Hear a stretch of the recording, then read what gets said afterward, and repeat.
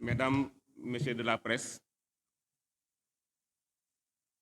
les membres du bureau du conseil municipal sortant, les conseillères et les conseillers municipaux, Monsieur le chef de village de Niakhène, à travers vous, toute la population de la commune de Niakhène. Nous avons convoqué ce point de presse pour vous parler d'une situation intervenue au niveau de la commune de Niakhène au cours de ces dernières semaines.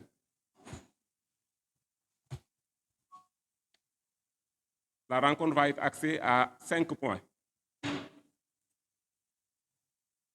Ce matin, on a procédé au remplacement du maire sortant que je suis, Moustapha Sylla, maire sortant de la commune de Niakhène. À ma droite, le maire entrant, mais qui est là non pas en tant que maire, mais en tant que premier adjoint. La composition de ce présidium, moi en tant que maire sortant, le premier adjoint, Serigne Dieng, le deuxième adjoint, Abdoulaye Sall, le troisième adjoint, Moussa Dieng, et le secrétaire municipal. C'est pour vous dire que il y aura, au cours de cette rencontre, un point important consacré à la présentation des activités du conseil municipal de 2014 à 2024. Mais avant ce point consacré au bilan des 10 dernières années, je vais vous parler de ma démission, les raisons de ma démission, pourquoi j'ai démissionné. Ensuite, vous parlez des conditions dans lesquelles nous avions brigué le suffrage des Niakhénois, de la commune de Niakhène. Ensuite, la situation de référence. Lorsqu'on nous a élus en 2014, par où nous avons commencé? C'est la situation de référence. Ensuite, vous parlez des réalisations de 2014, juillet 2014, précisément le 23 juillet 2014, à la date d'aujourd'hui, 6 décembre 2024. Après cela, nous vous donnerons les projets en cours. Alors, avant de vous redonner la parole pour quelques questions. C'était ça la structuration de la rencontre. Oui, pour les réalisations. Lorsqu'on nous a installés le 18 juillet 2014, on a fait de notre priorité l'éducation. Ensuite, la santé. On a beaucoup investi sur l'éducation. Nous avions trouvé 10 écoles élémentaires qui présentaient des abris provisoires et aucune de ces écoles n'était clôturée. On a commencé par clôturer d'abord les écoles. On a commencé par l'école élémentaire de Niakhène, qui a été clôturée en 2016. Bon, 2015-2016. 2015 même. L'école élémentaire de Kër Ale. Sur les 10 écoles qu'on avait trouvées et qui n'étaient pas clôturées, il ne reste qu'une seule école qui n'a pas été clôturée, c'est l'école de Nguembe Tchilla. Entre-temps, nous avons créé 3 nouvelles écoles élémentaires. 3 nouvelles écoles élémentaires. À Leyen, à Tchokou, à Khatangent, à Kergalo et à Boposila. Donc on a créé 5 nouvelles écoles élémentaires. Parmi ces créations également, on peut citer une école franco-arabe à Mérina Assa. EFI, école franco-arabe à Mérina Assa. Ce n'était pas de notre compétence, mais on a fait toutes les démarches de sorte à avoir un lycée, le lycée de Niakhène. Auparavant, nos élèves poursuivaient leurs études à Tilmaha ou bien à Pekes. Et beaucoup d'entre eux abandonnaient les études en cours de période, en cours d'année, et se consacraient à d'autres activités, le petit commerce, l'élevage, etc. Entre-temps, on a fait des démarches de sorte à avoir l'autorisation d'ouvrir une classe de seconde il y a de cela à peu près 3 ans. Donc la première génération fait le bac cette année. Mais malheureusement, il n'y a pas eu de construction. Le lycée n'a pas encore été construit. Nous avons fait la demande au niveau de l'inspection de l'éducation et de la formation, au niveau du ministère, mais également au niveau du conseil départemental, pour au moins obtenir 2 salles de classe à partir du budget 2025 du conseil départemental. En matière de santé, toujours au niveau de l'éducation, nous avons intégré les DARA. En 2014, nous avons recensé 28 DARA. On a commencé à les intégrer et à les doter au niveau du budget de la commune. En 2024, le recensement a fait ressortir 56 DARA. Et depuis 5 ans, les DARA occupent une bonne partie des subventions qui sont accordées à l'éducation. Cette année, on en est à 56% pour les DARA et 44% pour les écoles élémentaires. Les résultats également ont suivi. De 2014 à cette année, la commune de Niakhène occupe la première place au niveau de l'inspection de l'éducation et de la formation de Tivaouane, au niveau du résultat du CFE et de l'entrée en 6e. De la même manière, au niveau des DARA également, nous avons obtenu des résultats satisfaisants, surtout pour le concours de récital du Coran. Chaque année, les 2 premières, en tout cas les 3 candidats qui représentent la région de Thiès, les 2 viennent du département de Tivaouane et de la commune de Niakhène. Cette année également, parmi les 10 meilleurs élèves du département de Tivaouane, les 6 viennent de la commune de Niakhène. Le premier, le deuxième, le troisième, le 5e, le 7e et le 9e. Particulièrement au niveau de l'école franco-arabe Mohamed Badiane Seck. Donc les 6 meilleurs élèves du département de Tivaouane viennent de la commune de Niakhène. Ce sont les 4 qui viennent de Tivaouane commune. Donc on a eu des résultats. Au niveau de la santé également, nous avions trouvé 2 postes de santé fonctionnels. Le poste de santé de Niakhène et le poste de santé de Khaoulou. Il y avait le poste de santé de Ndemen qui était construit et équipé, mais qui n'était pas fonctionnel, faute de personnel. Donc il n'y avait pas d'infirmier chef de poste ni de sage-femme. Nous avons pris l'engagement d'ouvrir ce poste en 2015 en prenant entièrement la rémunération.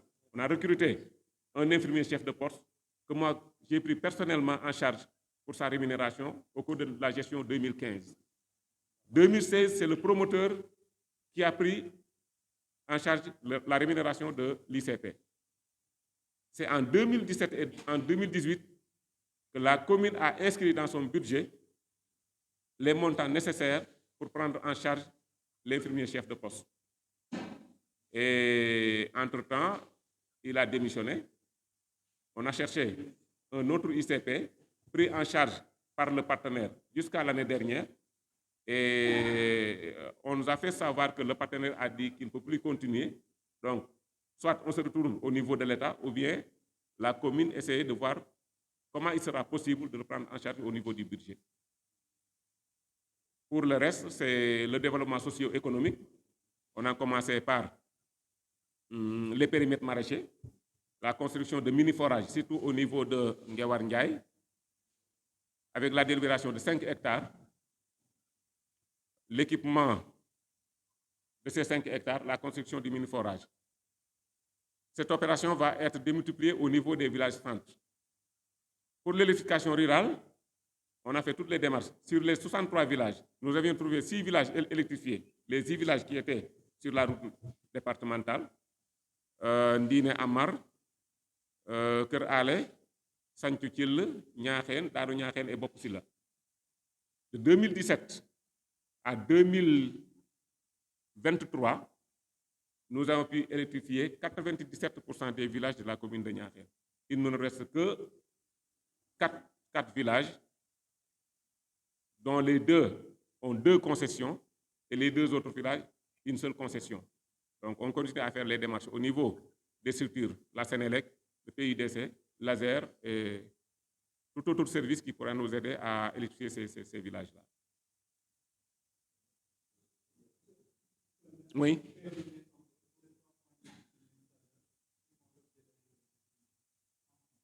En français, oui. J'ai dit que ma démission est motivée par 3 raisons principalement. 2 raisons principales et une autre raison accessoire. Bon, si je peux dire accessoire. La première raison est que j'avais pris l'engagement sur moi-même en 2014, lorsque j'ai brigué le chiffrage des populations de la commune de Niakhène. J'avais pris l'engagement de ne pas faire plus de 2 mandats. En ce moment, le mandat était calculé sur 5 ans. C'est par la suite qu'on a ajouté 2 années. Donc le premier mandat a duré 7 ans. Ensuite, on nous a réélu en 2022 pour un mandat de 5 ans qui devait arriver à échéance normalement au mois de février 2027. Comme j'avais pris l'engagement de ne pas faire plus de 2 mandats de 5 ans, ça fait 10 ans. À la date d'aujourd'hui, j'ai fait 10 ans et 5 mois. Donc, pour honorer un engagement que j'avais pris, donc, je m'étais dit, il est temps que je cède la place à une autre équipe. Mais à un certain moment, j'ai décidé de continuer jusqu'à la fin du mandat. Mais entre-temps, j'ai senti de la fatigue. J'ai senti de la fatigue, une fatigue récurrente et une santé dégradante de jour en jour. Bon, je m'étais dit, au lieu de pénaliser la commune en restant, je ne sais pas actif, je vais profiter de cette occasion pour demander à l'équipe avec qui j'ai travaillé pendant plus de 10 ans s'il accepte de mettre au devant le premier adjoint qui a fait avant notre élection 2 mandats au niveau du conseil rural et un poste de vice-président de conseil rural. Il a fait avec nous 2 mandats de poste d'adjoint au maire. Je me suis dit qu'il a le profil. Donc je le propose au conseil municipal à travers notre groupe du conseil municipal. Moi, je me retire et si vous êtes d'accord, on met le premier adjoint comme maire titulaire. Moi, je reste à l'intérieur du groupe et on va continuer à travailler pour le reste pour les 2 ans qui restent du mandat. Ça, c'était les 2 raisons principales. Maintenant, la raison accessoire. Lorsque je suis venu au niveau de la commune de Niakhène, moi, je n'avais pas d'appartenance politique. Je n'appartenais à aucun parti politique. J'ai trouvé des personnes qui sont dans des partis. Les uns au niveau du Parti socialiste, les autres au niveau de l'APR, des membres également qui sont de Réumi. Lorsqu'on a discuté, ils ont pris l'engagement de me mettre devant et de travailler ensemble, en équipe. Donc je me suis dit, on a travaillé pendant 10 ans en parfaite collaboration. Ils ont bien joué leur rôle. On a quelqu'un qui a de l'expérience, qui connaît la gestion municipale, qui s'y connaît avant notre arrivée au niveau de la commune. Donc, pour rendre la pièce de la monnaie, comme on dit, je propose l'équipe avec qui j'ai travaillé pendant plus de 10 ans, de les mettre en avant pour qu'il ait plus d'expérience dans la gestion des affaires de la commune, mais également à travers les rencontres et les déplacements au niveau de la commune et au niveau national, ils auront acquis de l'expérience qui leur permettra en 2027, s'ils veulent continuer à mener leurs activités politiques, ils auront à gagner au niveau de la gestion municipale, mais également au niveau des relations qu'ils ont pu tisser entre-temps au cours de ces deux dernières années de mandat. Et ils auront à gagner de l'expérience qui leur permettra de continuer leurs activités politiques.